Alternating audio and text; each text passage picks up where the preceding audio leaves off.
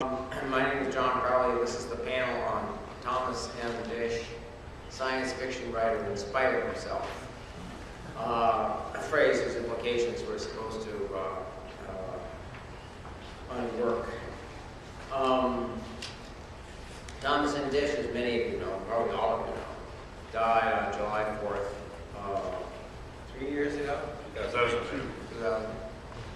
2 years ago. A self-inflicted gunshot wound. He'd been in rehab for a long time and had suffered other difficulties, including disappointments in his writing life and the loss of his long-term partner, Charles Naylor, and the threat of losing his long-term apartment in New York City, and many other tragedies, great and large, and some of them in part invented.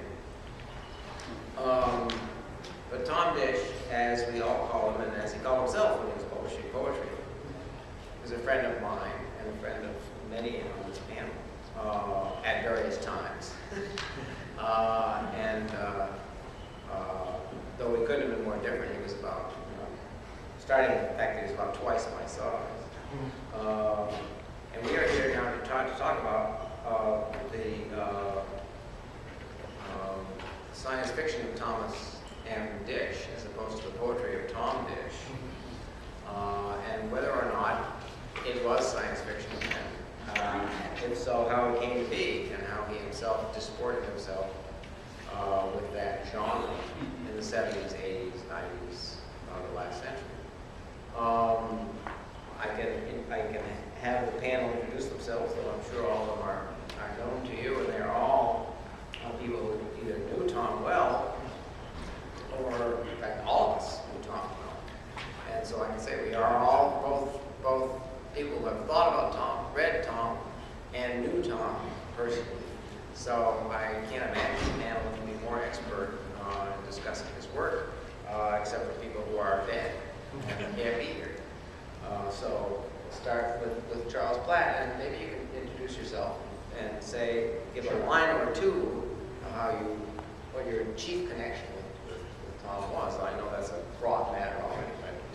I met Tom when he came to England in the 1960s. At that time, he had little interest in me and none in my work because he didn't like it and had no respect for it. But when I moved to New York, we became friends on the basis whereby we just didn't talk about each other's work, which sort of made things functional.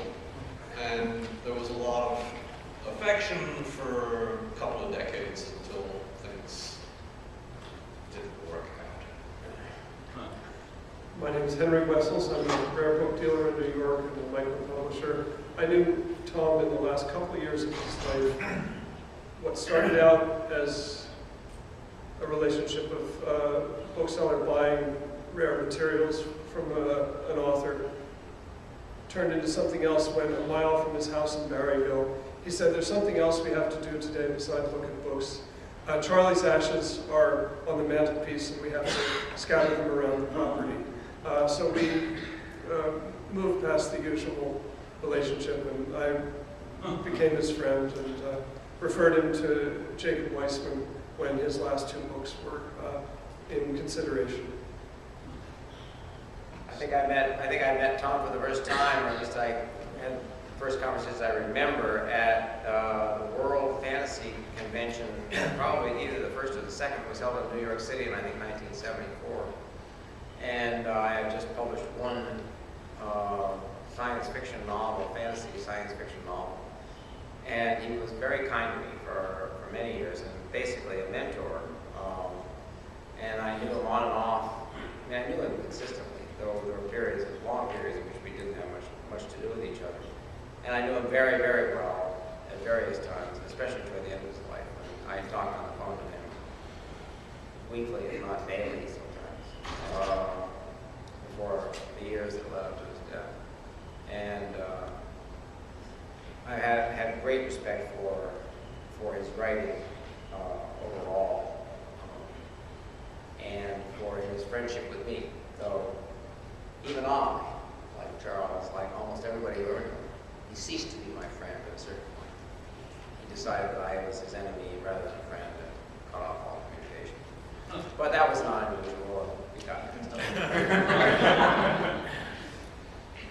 I'm John Clute. I met Tom in college in 1961. I've known Tom, therefore, for a very, very long time. I did know Tom for a very long time.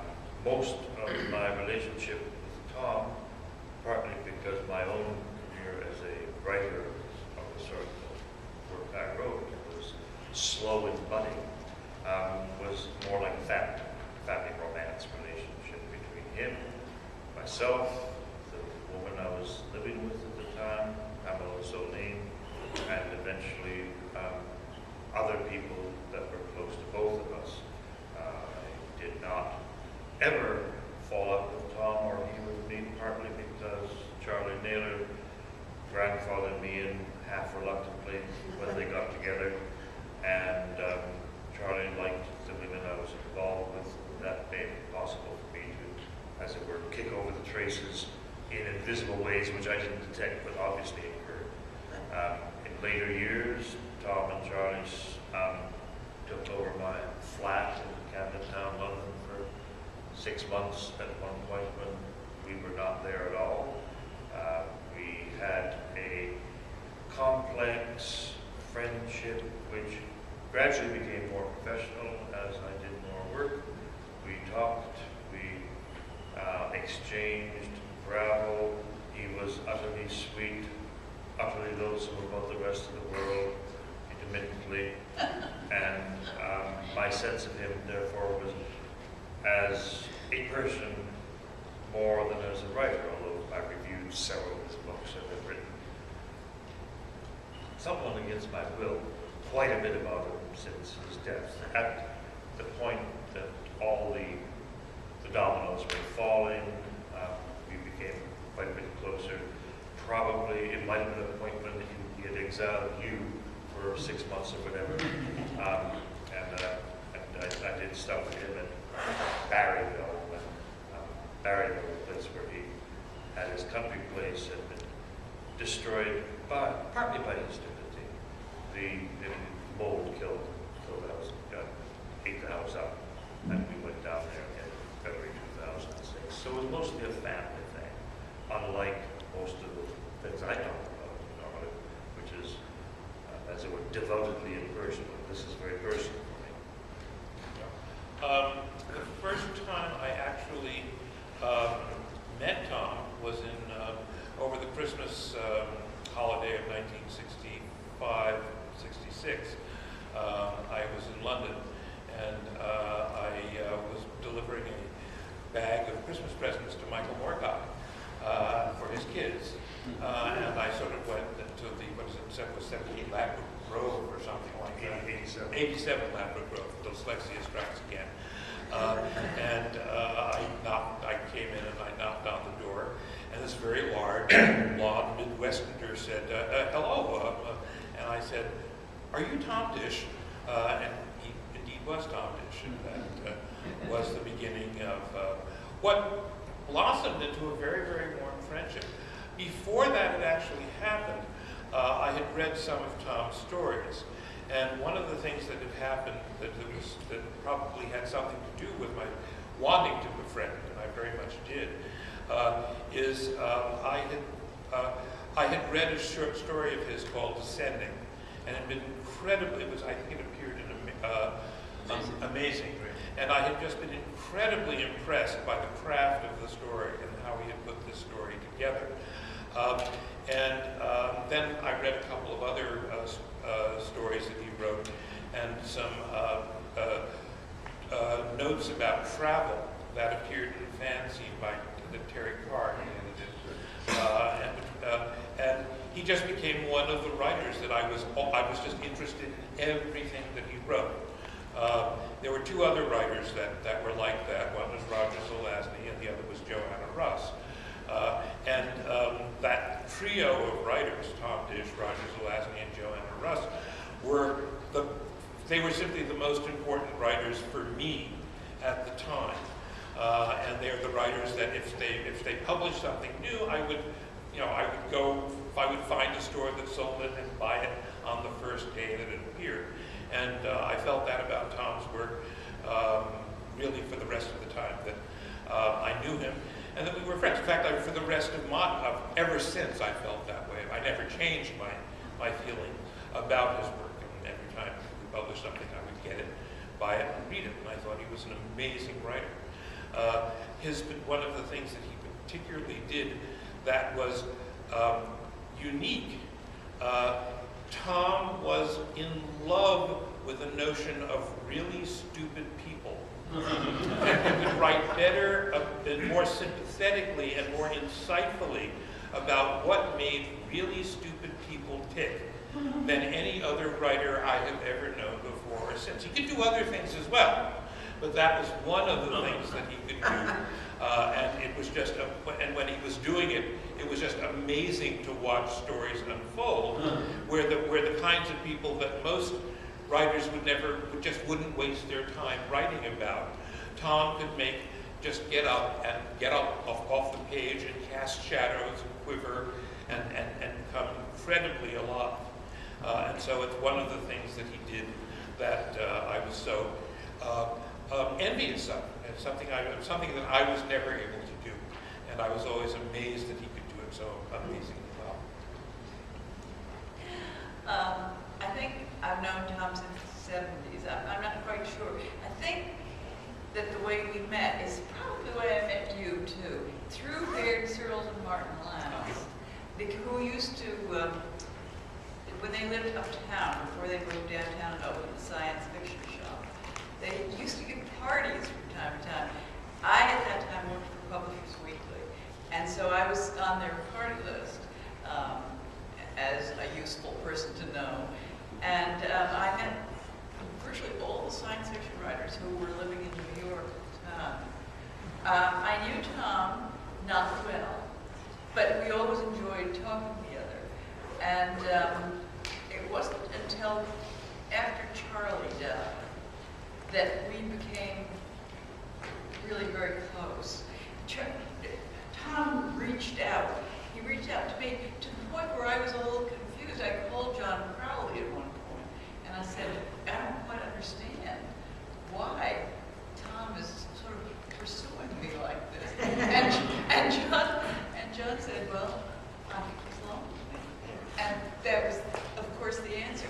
Another thing I should say is that, well, two things really.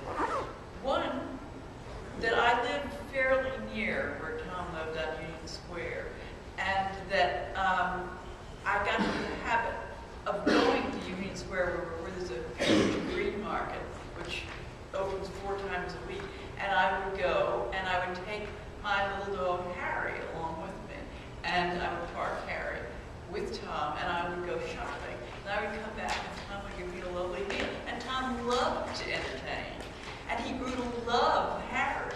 Now, at this point, Tom had so many ailments. He had diabetes, he had arthritis, he had sciatica, he was a mess, he really was. There's no way in the world he ever could have walked a dog, but I don't think that he ever expected to fall in love with a dog the way he fell in love with Harry. Harry loved him too. They just loved each other. And the very last book that Tom wrote was not the Word of God. That was the last published book. But the last book he wrote was a book called The Proteus Sails Again. And it's about my dog Harry. Who's called Harry in the book. Anyway, it became a very close relationship, but toward the end of Tom's life. And, well, I miss Tom a lot, so does Harry. Before I introduce myself, I'll say, talk about Tom, make a little coda to Jim's remark. A friend of mine, whom Tom liked and sometimes interested in, Tom Weber, who worked in the publishing industry, told me once that he was talking with Tom. He knew Tom's work very well, and Tom was kind of bullying him a little bit. No kidding. In a way that anyone who knew Tom knew he would sometimes unaccountably do. And he was saying, you don't know my work very well. You don't. Tom had fantasies of being neglected by people whose work very well, sees them sometimes. And he said, say something bad about my work.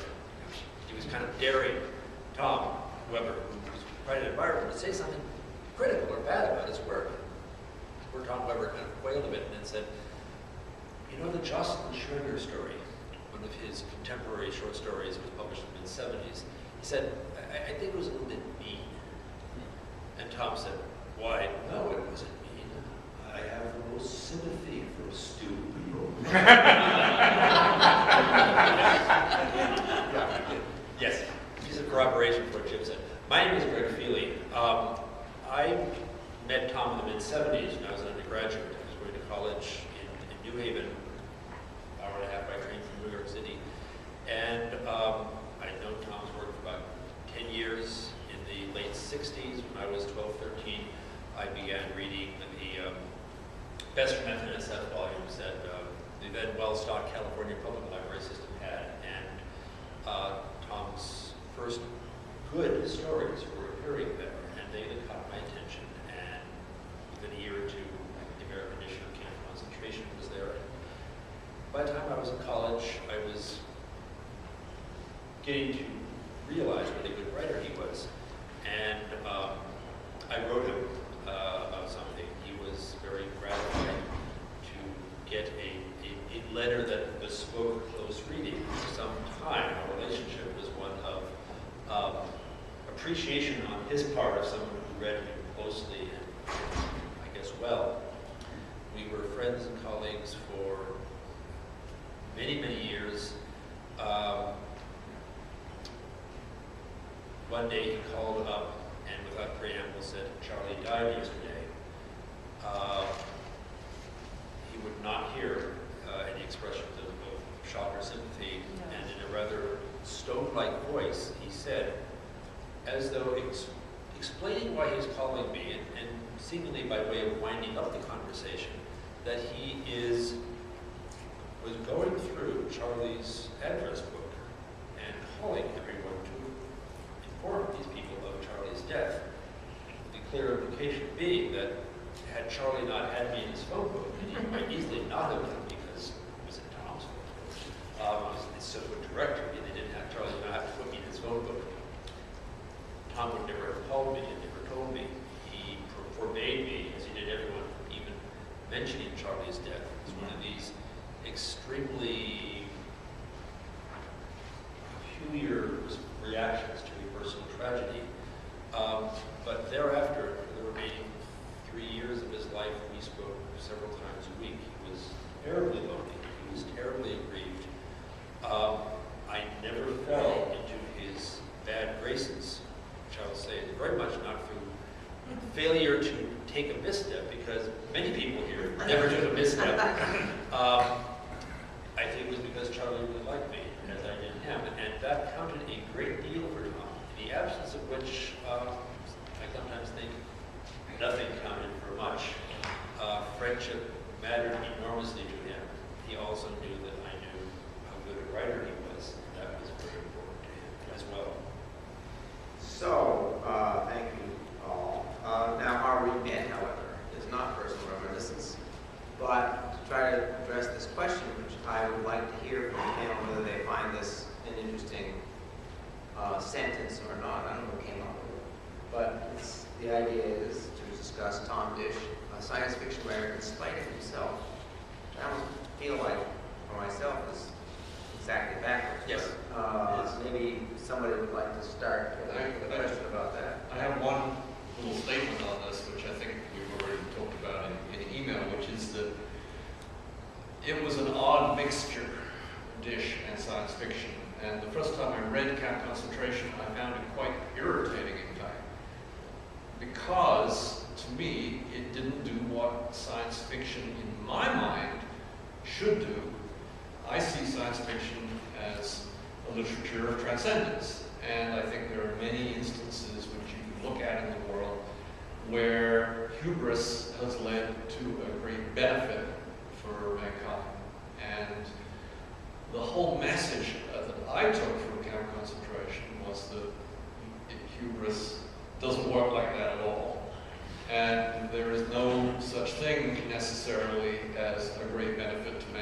which is going to come out of something like that.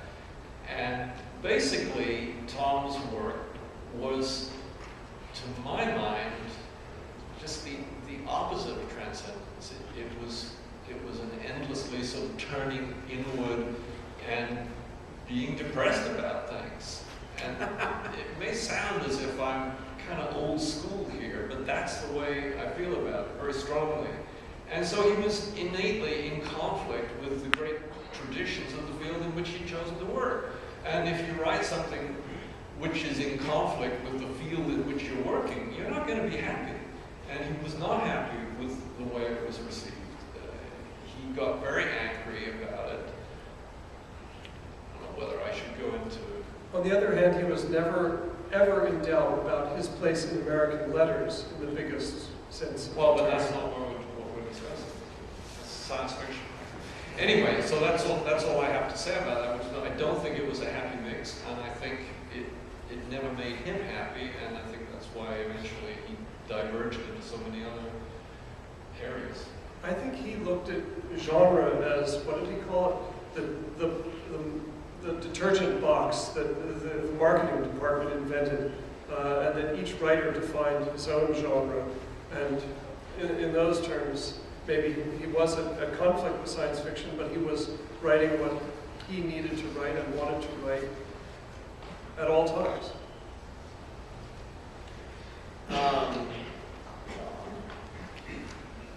I can go back, I think, to the early years, and it's quite clear to my memory that Tom Disch, Tom Disch in his early years probably didn't fully understand the implications of the nature of the impact of the stories he was writing on a field. He, even then in 1962 or 3, was beginning to insist should incorporate the kind of work he wrote, that science fiction was not necessarily, to slightly rephrase Charles, it was not necessarily a story of the success of the American way of life, about which he felt a lot of, as it were, doubt. Even as a 21 or 22-year-old, he was in the ways of 21 and 22-year-olds in the beginning of the 1960s. He had a sense that the whole enterprise was totally bankrupt. He, of course, abandoned that sense as he grew up a bit and as the world became more complicated for him. But there was never any moment in the early years when he thought of a novel like The Genocides, which is a completely radical repudiation of almost any kind of science fiction premise about that particular enterprise and responding to alien invasion of the planet. He never thought a book like that was necessarily antagonistic to the readers of science fiction. And that was where he made, ultimately, his mistake, because his first 3 or 4 books did not, in the end, build a momentum for him within the science fiction readership. And he knew very well that he was writing superb literature. That's interesting, because in a previous panel, Barry Mossberg, we were talking about teleological science fiction, that is to say, does mankind have a big destiny that he's trying to fulfill, and so on. And Barry Mossberg said, well, in consideration of that, we should always remember that there is an anti-trend also, satirical science fiction, which makes fun of all those kinds of possibilities, and really regards, the marching morons, that this is an enterprise of foolishness that is not going to work because we're just too stupid. I don't think Tom Disch's early fiction fills into that either. It's somehow just bleak books about human life on Earth. They just happen to be science fiction novels, which seems to be somehow the crux of the matter. And I can attest in his early years, he was really wounded that these stories did not win a compliant, happy, enthusiastic, fan-like audience. He was deeply wounded again and again and again by failures of acceptance. One of the stories that you wrote, I think it's in 1960,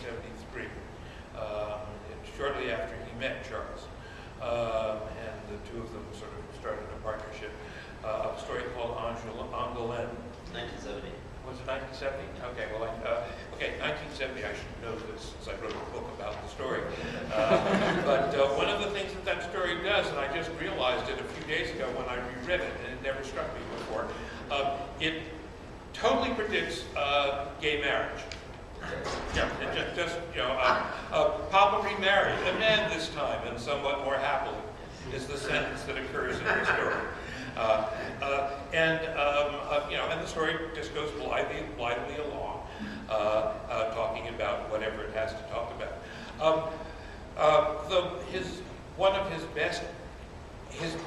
Certainly one of his most pyrotechnical books is his second novel, Camp Concentration, which, to take up this notion of somebody who loves to write about stupid people, one of the reasons that the book works so well is because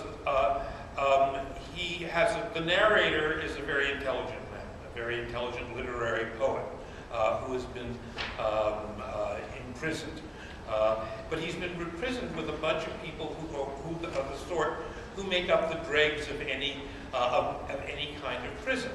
The ordinary people who just don't know how the world works, but they are given a drug that over the course of time changes them into geniuses.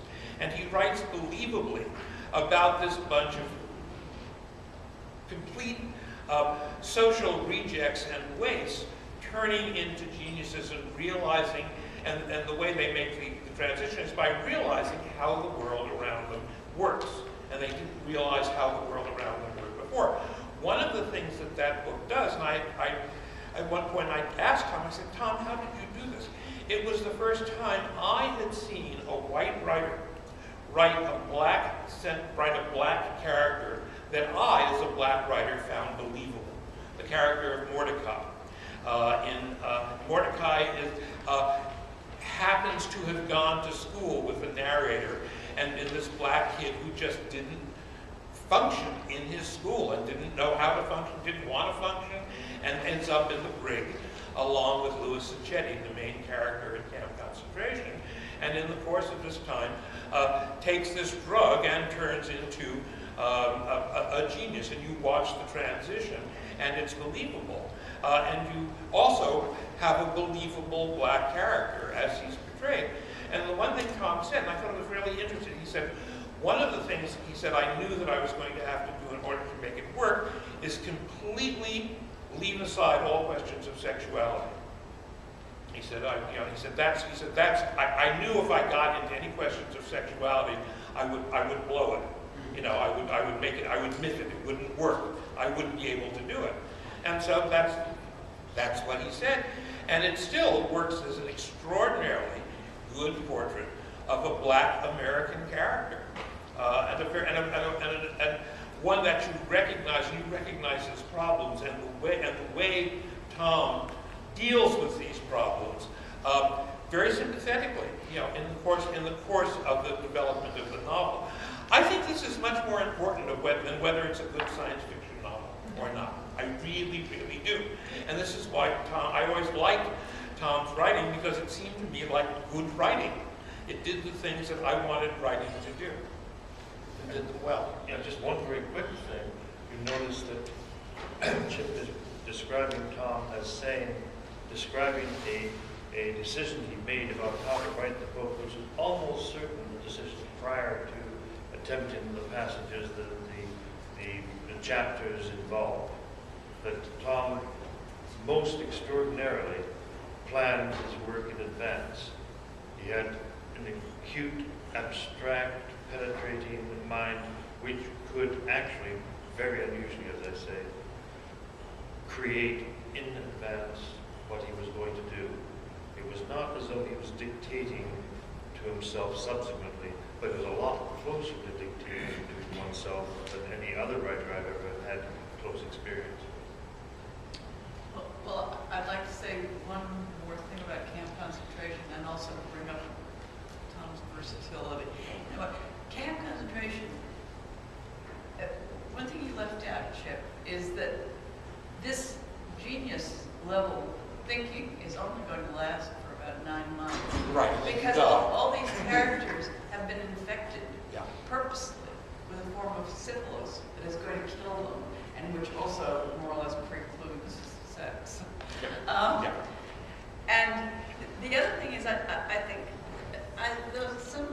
there said that we should stick to science fiction.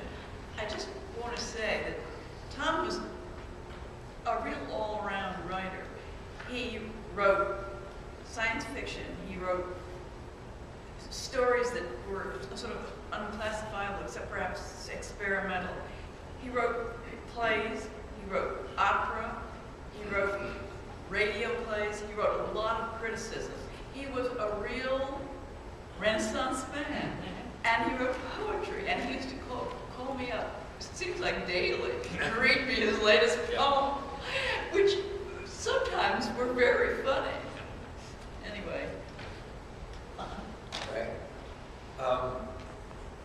Camp concentration, notwithstanding the reservations that Charles has made, is widely felt to be one of his most nearly transcendent books, that there is an escape from bondage in it. There is a movement towards freedom in the final chapters. The final chapters are almost exhilarating. His next science fiction novel, 334, is widely felt to be very, very different. And if one of the chapters of 334 Angoulême was a chapter 334, in passing predicted gay marriage, the book as a whole is basically told us that life in housing developments is not going to turn into a race war before the 20th century is over. They're just going to be miserable. They'll go on. They will not end in an apocalypse. And in 1969, 70, 71, he was writing that book, everyone thought that if things got one whit worse, the apocalypse next week here. Tom said, no, we're going to bumble on in a slightly depressing way. Some people will kind of escape. Some people won't. But for those who don't, the world will go on. And the book ends with one of the matriarchs of this family explaining to someone, explaining to a social worker why she is going to persist in her request to be allowed to die. She wants euthanasia, which this impersonal and by no means malignant government system, will handle. And she says, if I don't get it, I'm going to appeal, and I know how to appeal. This is all I care about. And she gives a horrifying series of reasons why life is not worth living anymore, hard to regret. And in the end, she just simply says, this is what I want, and I'm going to have it. So you have these two novels that are simply diametrically opposite their ending. The last line of Camp Concentration is, let us sail on until we reach an edge. Yeah. Famous last line. Sounds wonderful. Sounds like John W. Campbell would publish that story. Yes, it does. Whereas the last line of 334 has Mrs. Hanson saying, I'm going to have it, it's what I want. In fact, these are not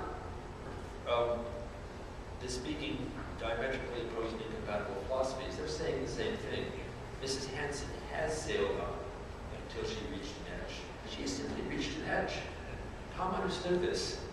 We will sail on. And Tom persisted. He was indefatigable, and he was so easily wounded. He would lash out, sometimes in very counterproductive ways, but he was dogged. He had a Midwestern ethic of getting your work done. I think that and until you reach the edge, you sailed on.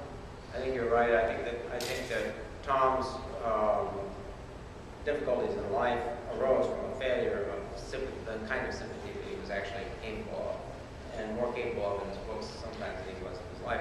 I think that the thing that struck me about Tom's work, 334 and On Wings of Song, particularly, was they're supposed to be books about the future. And this is what Charles is kind of complaining about in a way. They have the affect, not of being books about the future, but they have the kind of affect of books about the past. They have melancholy and regret and complexity and ambiguity and incompletion and all the things that we associate with thinking about the past. And at the time that I read the first of them, they were the only books, the only science fiction novels that seemed to be that way. Whereas everybody else had a point and a purpose and a drive forward in some sense to make a point or whatever.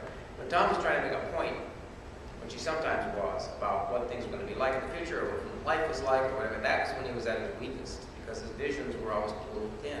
When he was actually talking about actual human beings, he was at his best. And when he was projecting from somehow out of his own spiritual nature, a world of his own. That's what, to me, that's the question about why was he a science fiction writer? Was he a science fiction writer in spite of himself? Should he have been doing this at all, or should he have been writing a kind of book that was not available to him to write then? And I wrote an essay about Tom that focused on 334 and on Angoulême, and there was one passage from Angoulême with the little kids in the school. One of them is the son of the guy who gets married to somebody else successfully. And they're very smart kids. They planned a murder of some dog in the park. Got Dostoevsky kind of, ox grudge wheat, but they don't do it. And they hang around in Battery Park, and they loaf and they goof and they practice sex and they dance. And then there's a quote. They found Terry Riley's day-long Orfeo on the FM dial. They studied Orfeo in mime class, and by now it was part of their muscle and nerve. As Orpheus descended into a hell that mushroomed from the size of a pea to the size of a planet, the Alexandrians, that's these kids, what they call themselves, the Alexandrians metamorphosed into a credible tribe of souls in torment as any since the days of Jacopo Peri. Throughout the afternoon, little audiences collected and dispersed to flood the sidewalk with libations of adult attention. That's not going to happen. That's not kids now. That's not breakdancing kids. That's not kids in the future. That's something that's coming out of Tom's own longings and his own feelings, his own belief. They're immemorial summer children. That's Tom. That's Tom when Tom was taking ballet lessons. Yes. That may be what it is, but it's also just. So there's a wings of song, which is my own favorite. Yes, right. Yeah, that's that exact same quality coming out of a personal, vision of existence, not an objective or supposedly objective vision of our future or what's going to come if this goes on or any of that stuff. It is purely It's an expression. metaphor. So why didn't he just give up all that science fiction stuff and just write? I mean, if he had started later, he started 20 years later, 30 years later, he wouldn't have even bothered with science fiction. Maybe he would have just written novels like, the modernist novels that don't bother. The novels that are written now, they just don't bother with that stuff. They just say, I will project a world in which I create all by myself. It has its own contingencies and its own realities and its own being, and it has no reason. I'm not going to excuse it. I'm just going to do it. Yeah. Tom found his voice and became a distinctly good writer in a time when science fiction writers who were writing in a literarily good way, leave it at that, were widely predicted to be on their way out of this genre. Everyone who was around in 1971, circa, can remember it being said of Gardner Dozois, of Joanna Russ, of Tom Disch, they are going to rocket out of this little genre so fast, just take a bite of them now, because they're going great places. Tom could have. Within a few years, he was selling to the Atlantic Monthly and Harper's.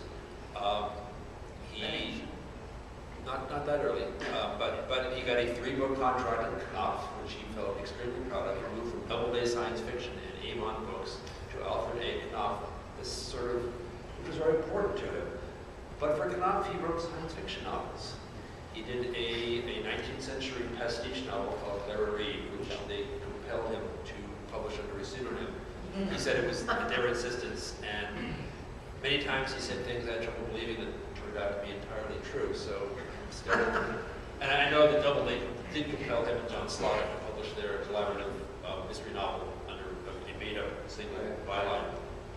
But aside from Clara Reeve, which has the science fictional moments, the books he sold him were Pressure of Time, Never Finished, On Wings of Song, commissioned by Knopf and projected on delivery.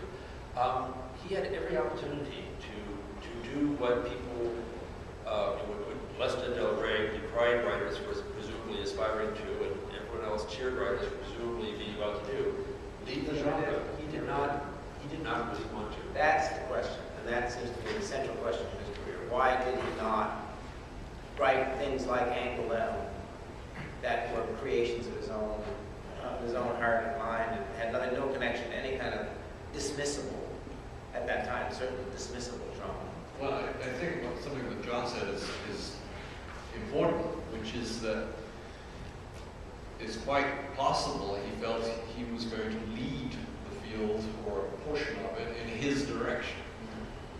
He had a very healthy opinion of his importance. And one time I was complaining to him about something extremely unpleasant he'd said to me, very complimentary about himself. He said, well, you have to remember I have this incredible ego. Well, yeah, he did. And I suddenly think that it's possible someone could come into the field and say, look at these people, they're so stupid, they missed what he referred to me as the grandeur of the idea of the extermination of the human race at the end of a disaster novel. They missed the grandeur of it. It's their fault, they're so stupid, I can do better than this, and I'll show them. I think there was an element to it. I think that's probably true. I see Wings of Song as a very pivotal novel. It was a science fiction novel. It had science fiction premises, but it also had premises the ability to fly, which I cannot remember how to describe. You sang. If you consider it properly, But why? underneath it all, the novel is profoundly novel. It's a romantic play. A lot of people are in it. The central character, as far as I can tell, I could be contradicted this, but I'm pretty sure, is not Tom himself, but Charlie Naylor. Yeah.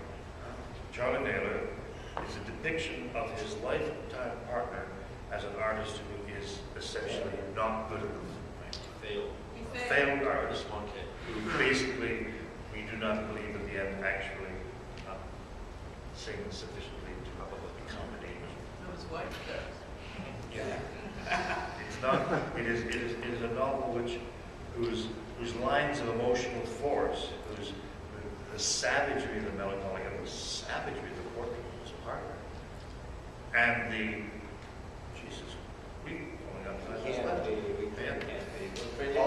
all amount to something which I don't think entirely coherent, but when it feels like it's coherent in a way which had absolutely nothing to do with any expectation of the kind of audience he thought he was influencing. Nothing at all. That's what it broke.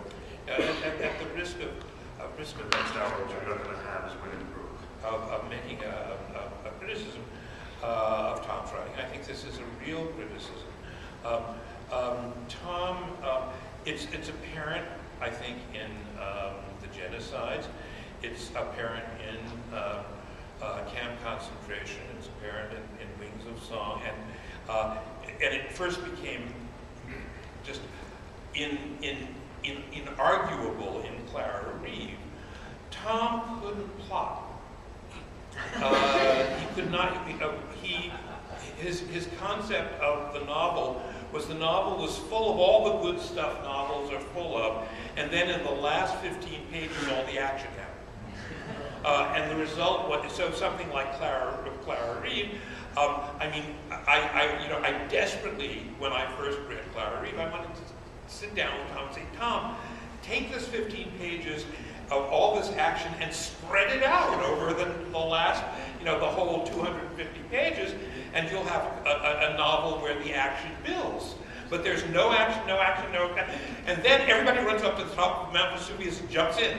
The MD is exactly the same. Yeah, right. Yeah. The MD is a beautiful prelude to an evolved action. Yeah. Which I think if you read it as slingshot, as though once he's got there, it doesn't matter, it just falls off the edge. But somehow or other, it's exactly as you described. Yeah, it was it was as though he was disdainful of the action, and the action was not the really most important part of the novels, and it was not the most important part of Tom's novels. Absolutely, he was very right about that. But it was sort of, I will load this novel full of all these wonderful things that any writer would be proud to have in their novel, and in the last 20 pages, I'll give them some action.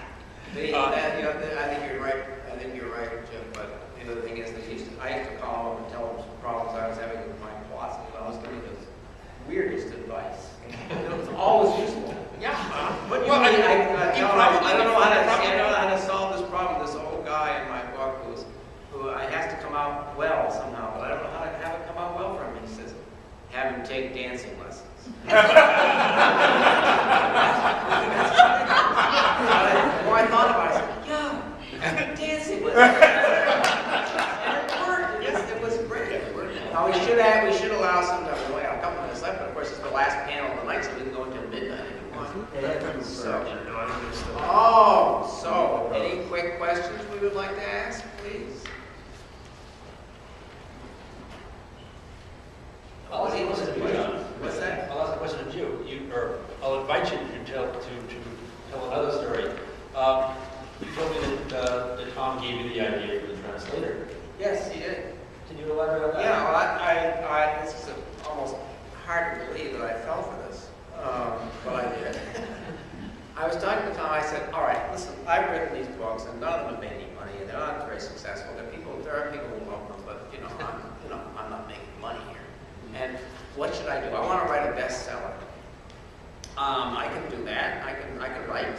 All I need is an idea and enough will to sell out. I can do it." He said, "All right, I have this plot for you. This is easy." He said, "Americans love poets, even though they don't read very much poetry. They love poets." I said, "Okay." And he said, "What you should do is write a novel about a poet. They'll love it. And of course, we'll have to have poetry in it, but I have a way around the problem of having to write great poetry in a novel about a great poet. Now, that's very difficult, because you have to write great poetry. But," he said, "I have a way around that. What you should do is write about a poet whose work is in a foreign language, is in another language. Then all you have to do is supply the translations, which can be competent, okay. They don't have to be themselves great poets." He said, "Okay." And I went and did it. And I didn't sell. It wasn't the best seller. Almost goes without saying. I am very proud of the book. And I don't know why would I do that? And what was the compelling force of his personality or the weakness of my own? "Stop," it says there.